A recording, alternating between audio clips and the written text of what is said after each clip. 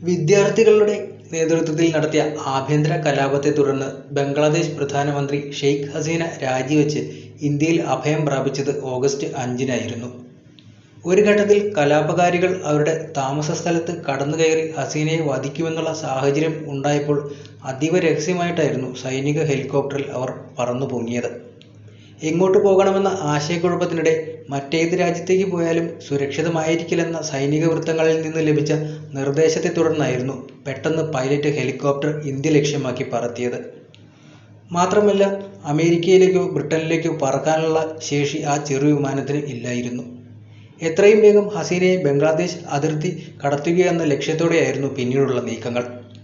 5-ാം തീയതി വൈകിട്ട് 5:36-നാണ് ഗാസിയാബാദിലെ ഹിൻഡൻ വിമാനത്താവളത്തിൽ വിമാനം ലാൻഡ് ചെയ്തത്. ഷെയ്ഖ് ഹസീന ഇന്ത്യയിലേക്ക് തിരിച്ചുവെന്ന അഭ്യൂഹങ്ങൾ പ്രചരിച്ചതിന് പിന്നാലെ ഇന്ത്യയുടെ സുരക്ഷാ ഏജൻസികൾ ഇന്ത്യൻ അതിർത്തിയോട് അടുക്കുന്ന C-130 വിമാനത്തെ നിരീക്ഷിച്ചു തുടങ്ങിയിരുന്നു. അപ്പോഴേക്കും ഡൽഹി ലക്ഷ്യമാക്കിയാണ് വിമാനം നീങ്ങിക്കൊണ്ടിരിക്കുന്നത് എന്ന് മനസ്സിലാക്കുകയും ചെയ്തു. വൈകിട്ട് 5 മണിക്കും 5:15-നും ഇടെ വിമാനം ന്യൂഡൽഹിയിൽ എത്തുമെന്നാണ് പ്രതീക്ഷിച്ചിരുന്നത്.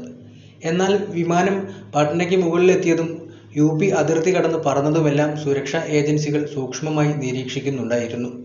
ബംഗ്ലാദേശ് എയർഫോഴ്സിന്റെ C-130J ഹെർക്കുലീസ് മിലിറ്ററി ട്രാൻസ്പോർട്ട് വിമാനമാണ് ഇന്ത്യൻ സുരക്ഷാ ഏജൻസികൾ നിരീക്ഷിച്ചുകൊണ്ടിരുന്നത്. ഒപ്പം തന്നെ സുരക്ഷാ ഏജൻസികൾ വിവരങ്ങൾ പ്രധാനമന്ത്രി നരേന്ദ്രമോദി, ആഭ്യന്തരമന്ത്രി അമിത് ഷാ, പ്രതിരോധ മന്ത്രി രാജ്നാഥ് സിംഗ്, ദേശീയ സുരക്ഷാ ഉപദേഷ്ടാവ് അജിത് ഡോവൽ തുടങ്ങിയവരെ അറിയിച്ചുകൊണ്ടിരിക്കുന്നുണ്ടായിരുന്നു. വിമാനം ഇന്ത്യൻ അതിർത്തി ലക്ഷ്യമാക്കി പറന്നുകൊണ്ടിരിക്കവെയാണ് സംഭവത്തിൽ പെട്ടെന്നൊരു ട്വിസ്റ്റ് ഉണ്ടായത്. ഹസീനയുടെ വിമാനം റാഞ്ചിയെടുക്കാൻ 2 ചൈനീസ് വിമാനങ്ങൾ പുറപ്പെടുന്നതായുള്ള രഹസ്യവിവരം ഇന്ത്യൻ സുരക്ഷാ ഏജൻസികൾക്ക് ലഭിക്കുകയായിരുന്നു. ഉടൻ തന്നെ ഹസീനയ്ക്ക് ആവശ്യമായ സുരക്ഷയൊരുക്കാൻ ഇന്ത്യ നിർദ്ദേശിക്കുകയും ചെയ്തു. ഒട്ടും വൈകാതെ തന്നെ 2 റഫേൽ വിമാനങ്ങൾ ഹസീനയുടെ വിമാനം ലക്ഷ്യമാക്കി പറന്നുയരുകയും ചെയ്തു. വിവരം അറിഞ്ഞ ചൈന ഹസീനയുടെ വിമാനം റാഞ്ചാനുള്ള പദ്ധതി ഉപേക്ഷിക്കുകയായിരുന്നുവെന്നാണ് വാർത്തകൾ പുറത്തുവരുന്നത്. പിന്നീട് ഈ 2 റാഫേൽ വിമാനങ്ങളുടെ സുരക്ഷ അകമ്പടിയോടെയായിരുന്നു ഗാസിയാബാദിലെ ഹിൻഡൻ വ്യോമത്താവളത്തിൽ ഹസീനയുടെ വിമാനം ഇറങ്ങിയത്. ഹസീനയെ ഇറക്കിയ ശേഷം ബംഗ്ലാദേശിന്റെ സൈനിക വിമാനം ഇന്ത്യ തിരിച്ചയക്കുകയും ചെയ്തു.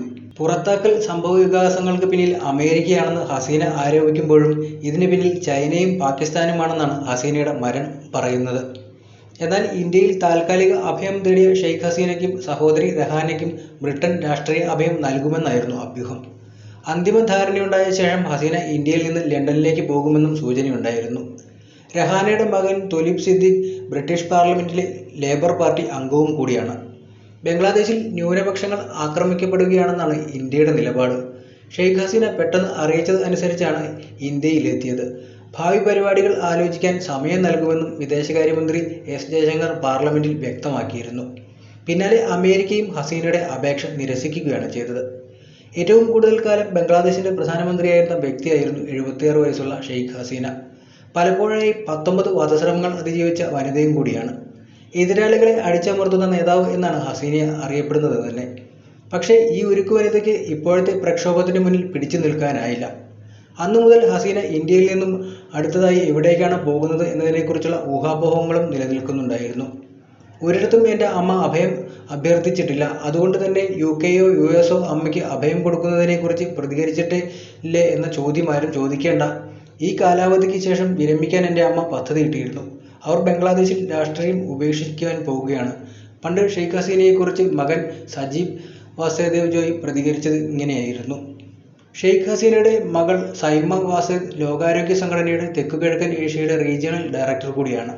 സൈമ ഡൽഹിയിലാണ് താമസിക്കുന്നത്. എന്നാൽ ധാക്കയിൽ നിന്ന് രക്ഷപ്പെട്ട് എത്തിയ ശേഷം ഷെയ്ഖ് ഹസീനയെ കണ്ടിട്ടില്ലെന്നാണ് മകൾ ട്വിറ്ററിൽ പോസ്റ്റ് ചെയ്തിരിക്കുന്നത്.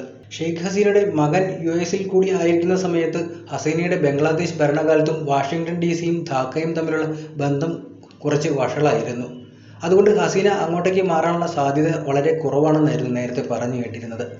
പ്രധാനമന്ത്രി സ്ഥാനം രാജിവെച്ച ഷെയ്ഖ് ഹസീനയുടെ വിസ US റദ്ദാക്കിയതായി ചില റിപ്പോർട്ടുകൾ പറയുന്നുണ്ട്. എങ്കിലും ഔദ്യോഗിക സ്ഥിരീകരണമൊന്നും ഉണ്ടായിട്ടില്ല. വിസ രേഖകൾ രഹസ്യമാണെന്നും അധികൃതർ പറയുന്നുണ്ട്. ഹസീനയ്ക്ക് തീരുമാനമെടുക്കാൻ സമയം നൽകിയതായി സർക്കാർ സർവകക്ഷി യോഗത്തിൽ പറഞ്ഞതായി റിപ്പോർട്ടുകളും വരുന്നുണ്ട്. ഷെയ്ഖ് ഹസീനയുടെ ഇന്ത്യയുമായുള്ള ബന്ധം കുറേയേറെ പഴക്കവും ചെന്നതാണ്. പ്രധാനമന്ത്രിയാകുന്നതിന് വളരെ മുമ്പ് തന്നെ 1975 ബംഗ്ലാദേശിലെ കലാപത്തിനിടെ പിതാവ് മുജിബുർ റഹ്മാൻ ഉൾപ്പെടെയുള്ള മുഴുവൻ കുടുംബവും കൊല്ലപ്പെട്ടതിനെ തുടർന്ന് ഇന്ദിരാഗാന്ധി സർക്കാർ ഹസീനയ്ക്ക് ഇന്ത്യയിൽ അഭയം നൽകിയിട്ടുണ്ട്. ഇപ്പോഴിത് രണ്ടാം തവണയാണ് ബംഗ്ലാദേശിൽ നിന്ന് പലായനം ചെയ്തെത്തിയ ഷെയ്ഖ് ഹസീനയുടെ സുരക്ഷയ്ക്കായി ഇന്ത്യ അവസരം ഒരുക്കിയിരിക്കുന്നത്.